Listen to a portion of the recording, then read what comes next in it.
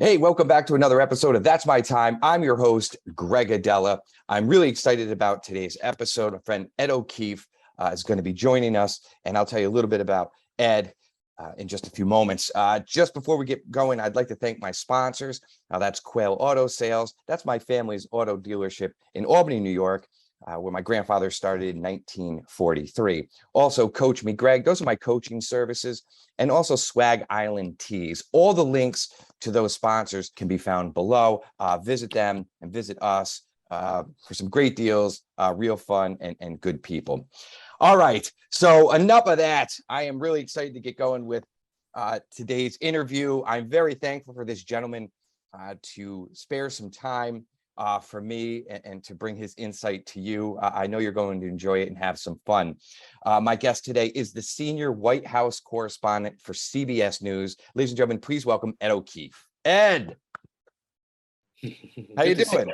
Good. How are you? Good, thank you. I'm very thankful to you to spend some time with me today. I know you're a very busy man. You're always on the go. In fact, we've had to reschedule a couple times because well, you've got bigger things to do, with the White House and world. So I don't find them valid excuses, but but I know you're a busy guy, and I thank you very much. Yes, it's odd to have to say, well, the president is doing ... so I have to reschedule, but Yeah, most seem to understand. So. absolutely. No, it's great. And you're in DC, I'm in New York. And so thank you again. Now, just a little background for us. I know your folks from St. Pius, the 10th Church in upstate New York, in Loudonville, New York, and they're great people. Your father, Jim, I've known for a number of years, and he's always been just a true gentleman towards me, and even his journey into faith and how his, even worked with Mother Teresa. It's a fascinating story. And your mother's a sweetheart. Yes.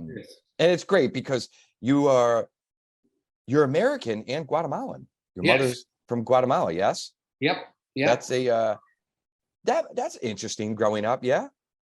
It was, and it still is. We would spend a good chunk of our summers in between school years down in Guatemala with my family down there, my sisters and I, and usually mom for all of it, dad for most of it. Yeah. And, from a young age, it gives you not only some pretty good Spanish skills. My sisters are better at it than I am, but also from a really young age, a far better appreciation for, as cliche as it sounds, for the world.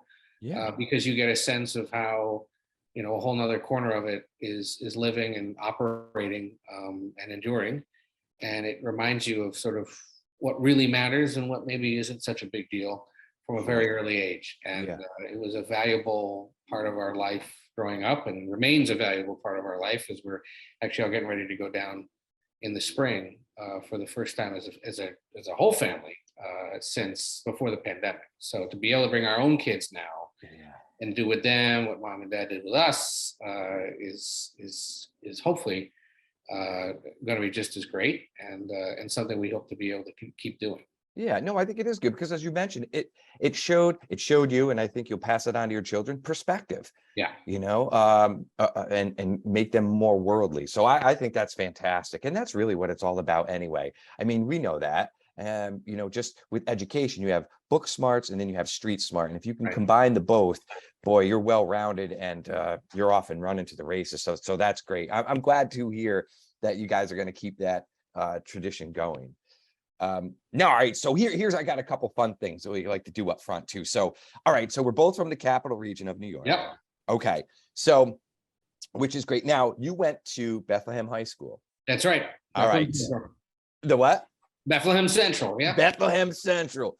I think they were the Eagles. I think they still are. Right? Are they still the Eagles? All right. Very cool. So here's something that you might know, but we'll do a little bit of a quiz with you. You've got there at Bethlehem, there are quite a number of notable alumni, you being one of them. I have 3 written down that I had known, and I want to see if you can come up. Can you name 3 notable alumni from Bethlehem Central, aside from yourself? Well, the one I always get asked about is Megyn Kelly. Sure, Megyn Kelly is one. That's who I have written down. Yeah. The other I know of in my business, at least, is a guy named Neil Shapiro, who used Sure. to be president of NBC News. That's my second. Yep. Okay. Yep. After that, though, when it comes to notables or those in the news, I struggle to recall another one. So tell me what are my options? You got a big one, and she's still alive. She's in her, I'd say mid 90s. I think she's like 96. That's Eva Marie Saint. Oh, Yeah. Graduated Bethlehem. really? Big Hollywood name. Yeah. Yep. I'll never forget years and years ago, there was, I think it was like at Turner Classic Movies. I was watching Yeah. a movie in my dad's house, and he goes, she went to Bethlehem. And I was like, get out of here. So No sure enough, way. pulled up. Yeah. So she's, Oh, you got good company yeah. at that Bethlehem Central. So it's quite, there you go. You learn something new every day. So that's great. So, and Bethlehem's a good school. I remember, I went to Colony in upstate, and Bethlehem always had, good things going on with academics and sports. So it's good to see that. And then after Bethlehem, you go and attend American University in DC. How was your experience with that, Ed? I mean, it was phenomenal. I decided eventually that I think I really wanted to be here in Washington to try to figure out, do I want to go into government or public service political work, which Albany in essence is a AAA farm team city for Washington, in that it's one of the largest and most productive state capitals in the country. And you meet a lot of people here in DC who either worked in or have family who worked in or live in upstate New York in the 518. So there's a deep connection between the two cities. And what I wanted to do was figure out, do I want to do that, or do I want to be in journalism and basically explain it all? From a young age, and mom and dad would tell you this, social studies was my thing. And I was always reading the news and reading the Times Union every morning and absorbing all that in a way that others absorb baseball stats or, musical information on bands or whatever. And it was just my thing. And what I decided over those 4 years through AU, through a series of internships and through classes, is no, journalism is the way I'd rather do it. Yeah. In part because you get to go see historic things or meet historic people, but you get to go home at the end of the day and have some semblance of a more normal life and not have to always be on. Yeah. To some extent in this job, you still have to be on, but it's a little different because there aren't necessarily public consequences for all that. And so, it's exactly what college is for, really, is to sort of sort out what you want to do. Yeah. Yeah. And, I met my wife through college as well. And we ended up staying here in Washington because our jobs essentially kept us here. Yeah. And, we've been here ever since. No, I think it's great. You've had quite the experience so far. And so when you were in college, obviously you get to try things, and that's what, as you mentioned, college is for. When you were growing up and you were reading, in the paper and social studies and stuff that you really, really wanted to do, but was there some type of an influence outside of, I'd say like a role model outside of your family structure? Was there someone that was in journalism that you aspired to be, or was it perhaps like someone, a favorite author that captured the moment over the decades in America that inspired you to get into this? I mean, I think, well, in hindsight, at the time, it was probably more sort of television based. I spent the first dozen years of my career in newspapers or in the written word journals, whatever we call that these days. But we were a TV news family, and we were a CBS family. So really, it was Dan Rather, and Bob Schieffer. And to be now on the program that Dan once anchored, and to have worked with and appeared with Bob, is a serious pinch me moment, and one of those that maybe mom and dad would say, yeah, we could see that coming, or we're not surprised. But even I would not have thought would happen.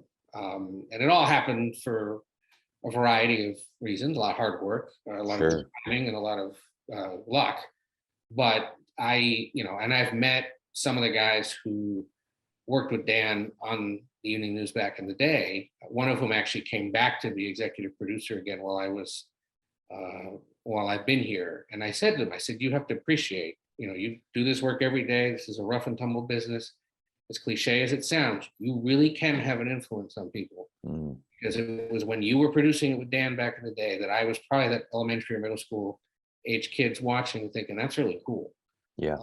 And now here I am working with you. And, that made him feel ancient, but it also made him feel good to know Yeah. that, the work really does resonate in a lot of different ways. And so that's probably the most obvious. Like I said, it was the Times Union and Dan Rather that probably put me on the path of journalism. But it was also like my grandmother in Guatemala, who back in the day would have been subscribing to 4 or 5 newspapers, read them cover to cover. So there was a history and a habit in my family of news consumption. And my grandfather, who over in the Berkshires in Pittsfield, was a pretty influential local guy in business and in local politics. And so between my grandparents, especially on the family side, would have gotten it. Yeah. But from the outside, it would have been those other sources. Yeah, I think it's great. And that's a lot of, America growing up at that, I was with you at, growing up that time and real, I don't know, I want to say real journalism, because you hear this debate back and forth every day. Still doing real journalism. The problem is there's more journalism available. That's correct, right? And there's a lot of information out there, and it's you really have to know what to read into and to really talk outside of that. I espouse and encourage people to do that. When you're reading something, just don't read the headlines. It's not surface. Get down into it, and also talk that out with family, friends, neighbors, and I think that's where the true news lies, especially nowadays, because there is an onslaught of outlets, and you just have this tsunami of information that comes at us every single day. I mean, you're perched headlong into it. Yeah. And you've got to learn to decipher to what's good and bad and right and wrong. And you do a great job. You really do. You have this great neutrality that I find about yourself, to say, look, this is my job. I take it seriously, and it has a history with you. And I want to convey it the best way I can to honor how I learned the craft, and to make it truthful for everybody at the moment and moving forward. So when they look back, honestly, this is the way I look at my life too. And I see that with your journalism, there is credibility, there's integrity there. And that's what I like about you and your demeanor, is that's what you want to do. And I that's a good credit to you. And I hope you don't lose that. That's the plan. Yeah. No, and I when people say it's so much harder, or it's so unbalanced, or there's you don't know who to trust, I would argue that those that you grew up with reading or watching are still there. Sure. The issue is there's so much more of it, because everyone realized you could make money off of it, or you could at least try. And so it's led to some bad product. It's led to some very good product. And it's led to some very good product that unfortunately can't survive. But those of us who work for those legacy places, the legacy more than anything these days is in the craft of the journalism itself, not necessarily in the mode of delivery. Totally appreciate, understand, and are adapting to the realities that's changed. But the mission hasn't changed. And I think you can stand up what we're doing today against what was done 20, 30, 40 years ago. And while it may be a little shorter in length, because again, we've adapted and know that it's harder to get people to sit for a little longer, unless you're 60 minutes. Yeah. You're still getting that information that you would expect or that you need. And the other thing I tell people is, look, yeah, the cable's on all day or the radio's going all day. But if you'd like a succinct summary of what actually happened, that's still there for you. You can either watch it at 6:30, you can, or I guess 7 o'clock in Albany. You can DVR it and watch it later. You can watch it when it re-airs on our streaming channel. You can find it on your Hulu or your Roku device, and it's still there for you. and it's still going to succinctly tell you what went on today, and it can get it done for you in about 25 minutes. Yeah. And so if you'd rather that than the noise that you can get all day long on some cable channels, again, it's still there, and it's now available to you in more ways than ever before. Yeah, no, that's a valid point. That's very true. That's a good way to think about it as well. So speaking about like legacy, you bring that up. So after college, you wind up working at the Washington Post. Yeah. And you did that for 13 years. How was your experience there? And how, if any, did you see it shift and change within the 13 years that you were there? Well, so, you think you started at the Washington Post. I started at the Washington Post's website, which back in the day was a separate entity from the newspaper itself. We were not working, our offices were not in the building that you see chronicled in All the President's Men, for example. Okay. It was over in Northern Virginia. And it was housed with a bunch of other websites that were owned at the time by the Graham family, Catherine Graham's family that owned the Washington Post at the time. And we would work with the newspaper, but they had decided at the time that, web people should do the web and newspaper people should worry about newspapers. And for a while, that was a valid idea, but it needed to change. And over the course of 13 years, I had about 6 or 7 different jobs.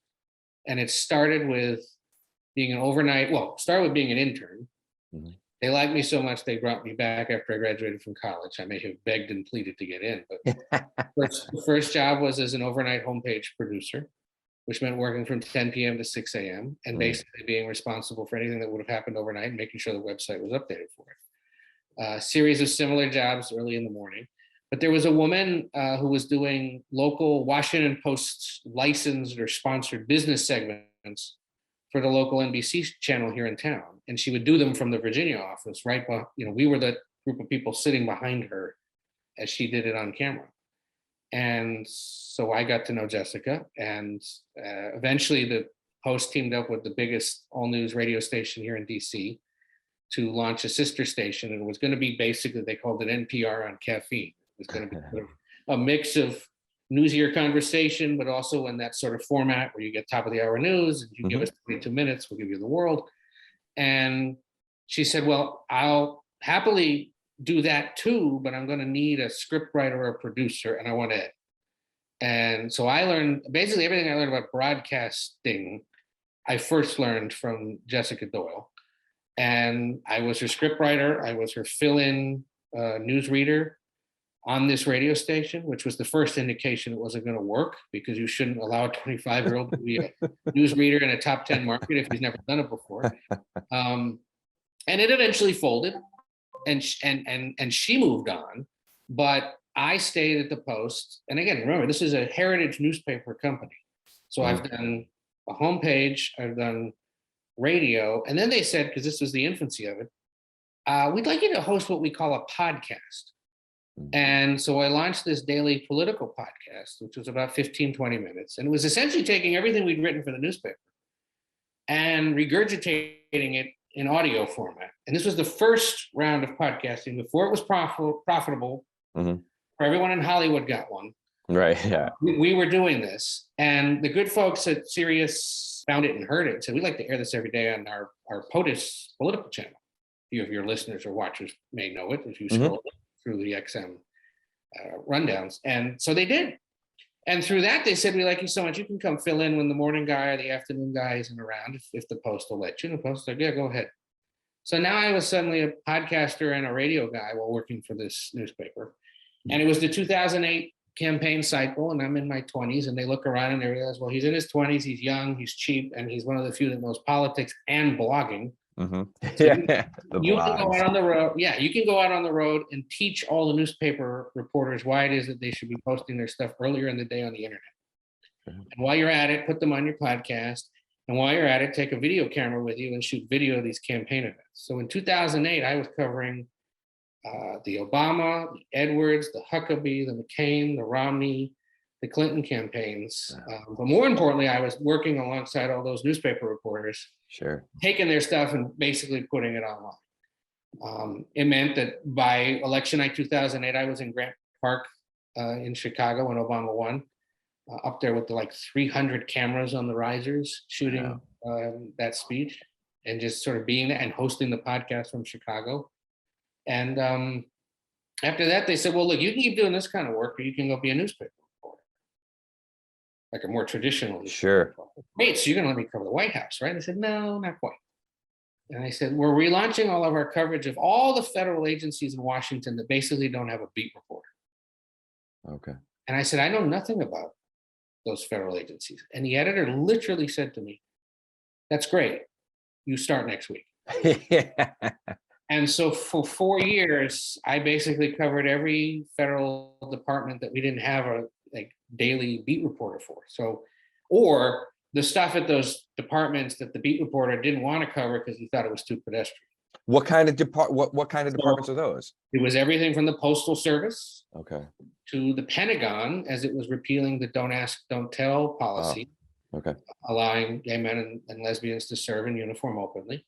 It was the General Services Administration, which is responsible for every federal building in the country, managing or leasing them.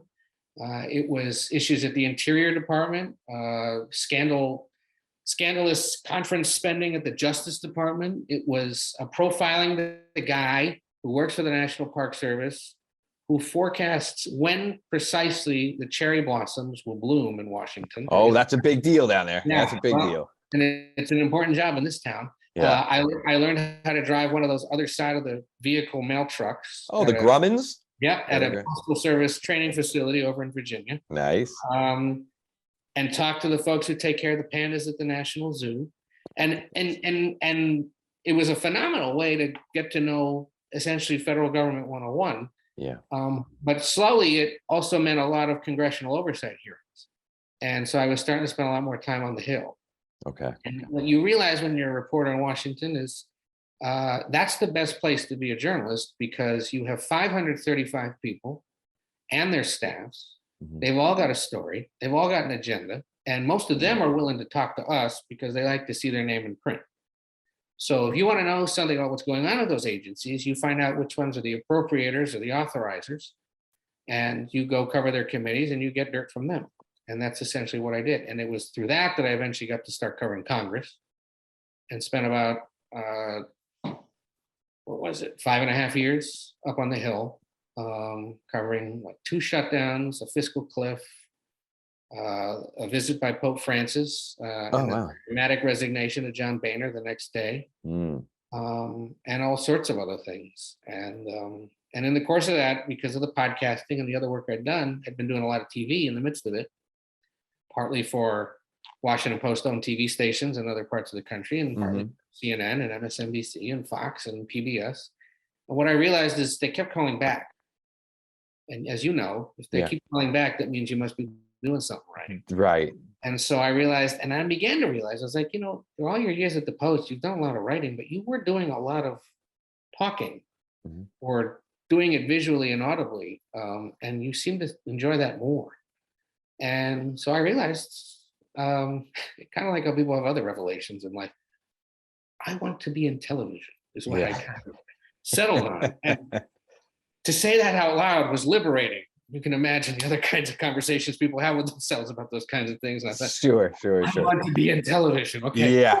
Now that I've said it, let's do it. And I had been doing some stuff with CBS. I became a paid contributor, which means you're on sort of their retainer. Yeah. And then a few different things happened. Some people here lost their jobs. They needed people to backfill them, and the rest is history. And then you joined CBS in 2018, correct? Yeah.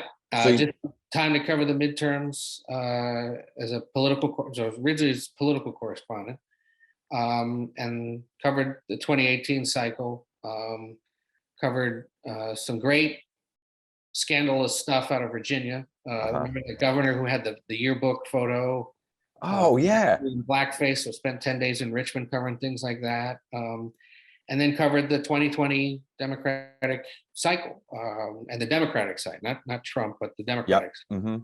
And so it meant going from a field of 17, depending on how you count it, down eventually to Biden, and following him through all the way to the White House, and now cover him at the White House. And traditionally, that's how it works in television, that if you're one of those that covers the campaign and newspapers too, for that matter, that if you're one of those that was covering that candidate from the beginning, they want you to sort of stay with them, Yeah. and follow them into the next job. And so that's what I'm doing. Yeah. No, I think it's great. I see you in the press room too, usually almost daily. And you're seated next to Peter Ducey. That's right. I see usually. Peter, good guy?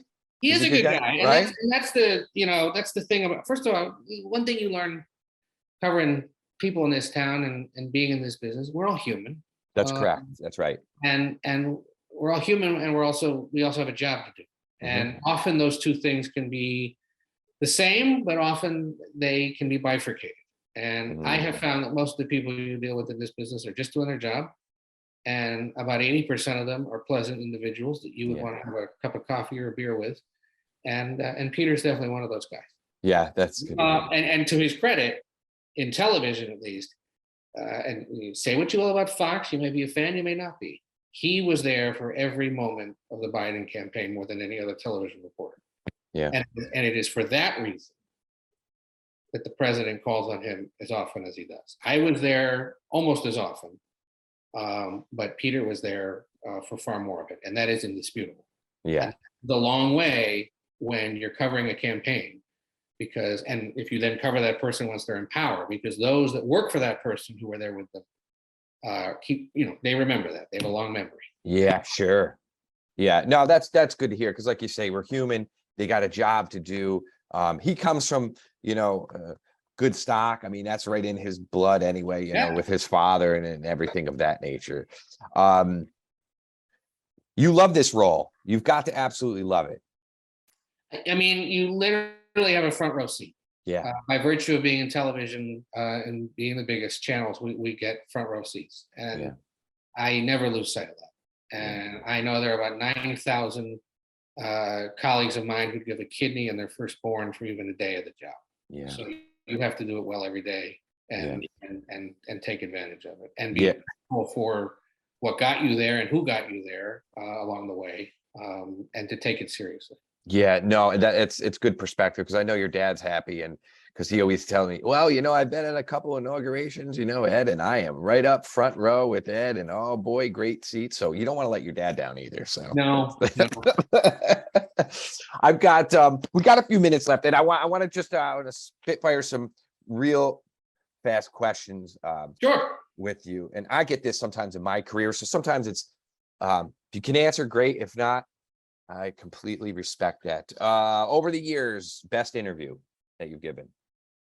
Oh, well, the one I had the most fun with in the last year and a half was not interviewing the president of the United States, but getting to interview the president of Guatemala. Okay. The vice president went down there last year as part of her work on immigration and the border. Yeah. We were able to get there a few days in advance, and we got an interview with the president of Guatemala. And not because he's necessarily a good guy, but just because it was kind of like the pinnacle of everything we've just talked about. Correct. Yep. A kid who's, Guatemalan American. Yeah. Is working, covering the White House, gets to go on the company dime down there. Yeah. Interview that president in Spanish and English, and be able to demonstrate to viewers that you can do that, and spend a few days doing some really smart work. That to me was like another sort of pinch me and what it took to get there kind of moment. So that was cool. And he told us a lot of interesting things at the time to suggest that there's still a lot of work to do on immigration and border security, which we all know. Sure. Yeah. No, that's great. It's come full circle. I like that. Oh, your mother must have loved that. Except for the fact that it was the Guatemalan president. Yes, I think she'd rather see the American president. Okay. Yeah, right. All right. So worst interview, anyone come to mind? It wasn't worst interview, but there were a lot of people who worked at federal agencies back in the day when I was on that beat at the Post who didn't realize that they were paid by taxpayers and that it was their job to answer my questions. So those people, okay. And so, having to remind them and having to sort of publicly shame them in our work because they refused to answer some basic questions. Yeah. There are a lot of them, unfortunately. And I know there are at the local and state level too. That's right. And it's sad because they lose sight. When I ran a campaign, for mayor of last year of Albany, our family business, we've been there for 79 years. And I've never done politics before. I've been covering the violence for 5 years in Albany, documenting it. And, you know, you got to stand up for what you believe in. And I'm a huge proponent of if there's violence, especially violence in neighborhoods, and no elected officials are coming up to speak with businesses and residents, you're in trouble. And that's, and that's where they're failing an open book test. You know, the answers are right in front of us. You have to take that step. You got to get out of your own way and at least come up and talk. You know, too many people put up walls, and they should put up screens and let things flow through. And I think that's what's genuine about yourself and how you approach your assignments. That said, you know, you've got, speaking about Slack and everything, you got 122, I should say, 0.9 thousand Twitter followers. It seems like it's overwhelming. Do you get a lot of flack with that? You're a pretty neutral guy. And that's actually down since a certain individual bought the platform. Were they bots though? Were they bots or were they real some people? of them were, but some of them I know were legitimate people who just left the platform. And Okay, this isn't just me. This is a lot of us who have been on the platform for several years. We've seen our numbers drop. But yeah, you get flack. But the nice thing is I get it from both sides, which means I'm doing my job. Correct. I may not be ticking them off at the same time, but I'm ticking them off in the same week. And that means that I'm doing something that is speaking awful truths to people. And I'm not in the business of speaking awful truths to you. I'm in the business of truth. Yes. And if that's bothering people in the social media space, well, it's a day that ends in Y. And it's just interesting to see which side of the coin may be ticked off that day. Yeah, that's a good way to approach it. I always say, you know, I invite people to, instead of getting fired up online and raising your blood pressure and getting sore fingers, is get involved. Right. Get involved with your community. Yes. That's when you can, you know, truly have change, and you'll feel good. I think it's more edifying that way. You have to. I'm a huge proponent of that. You have to take that step and get involved. It's not for everybody, but if you do feel a certain way and that strongly towards a topic or a situation, the best remedy is to get involved. Yep. All right, so a couple things. We have a few minutes left. Let's see, really quick. Best part of the job. Everything you mentioned. Everything I mentioned. I mean, just the fact that somebody's paying for me to go see all this. Yeah. That I get to tell you about it. It's that simple. Worst part of the job. Worst part of the job would be the unpredictability of the hours. Okay. And the strain that puts on your family and your friends. Mine of whom are always way too accepting and understanding of it, but it is not a banker's hour job. No, that I can I can empathize with you on that. So how about this fantasy job? If you could do anything else other than this job, what would you do? Based on the reaction of my daughter, and this would require changing networks, hosting the Macy's Thanksgiving Day Parade. That's great. Or hosting the Super Bowl like pregame show, which I could do with this network. You know, it would be something sort of out of the realm of news. I got, you know, there are dream news jobs, and you can imagine what they are. Yeah. But being in this business now and appreciating that a lot of other parts of it give people real happiness and joy, maybe more than the news. Finding something in this line of work that does that would be the next dream, or one of the dreams, I guess. Good. No, that's great. All right. So last question here. What do you think with the future of politics? And I know that's broad, but I mean in the way of are we in good shape? Are we in good position? I like to believe there's more good than bad in the world. I'm more of a positive person. I think we can right a ship when it's wrong with honest and transparent discourse. Do you feel that same way moving forward? You can right that ship every year by voting in elections and by participating in that process. As you said, get off the couch, put down the Twitter, get out there and get involved. Yeah. And if you think things are bad right now at the federal level, well, you can fix them in 2, 4, or 6 years. If they're bad at the local level, you could probably do it every 2 years or so. Yeah. Everything that may be bothering people can be corrected in our democratic system through your participation. And so my view of what goes on is, well, okay, it may not be great right now, but there are opportunities to correct it coming up in odd and even numbered years, and you and your friends and everybody else can go do something about it. Yeah. I would argue You saw some of that this November, and we'll see if we get it again at the state and federal level next year and then the year after that. Yeah, agreed. So get out there, people, get involved, and make sure you do your patriotic duty and vote. Well, Ed O'Keefe, it's great. We've been speaking with senior White House correspondent for CBS, Ed O'Keefe. Thank you so much for your time, Ed. I truly appreciate. I like watching your work. You know, I know that your parents and know that more people in your hometown are proud of what you do and what you're offering with this integrity in journalism. So it's appreciated. Ed, just let everybody know where they can get a hold of you, mostly on Twitter, correct? It's at Ed O'Keefe, or on your local CBS station, or on the CBS streaming network on your phone or your favorite streaming device, or on Paramount Plus if you've got that. Those are the ways to see us. So pretty much everything. Yeah. Ed O'Keefe, thank you so much. You take care of your beautiful family there. I hope to see you again soon. We'll do it again. Yes, absolutely. Yeah, we should have a follow-up. I'm down with that. Thank you everyone for joining another episode of That's My Time. To visit and learn more about the show, visit that'smytimeshow.com. I'm Greg Aidala, everybody. We'll see you again soon. Take care.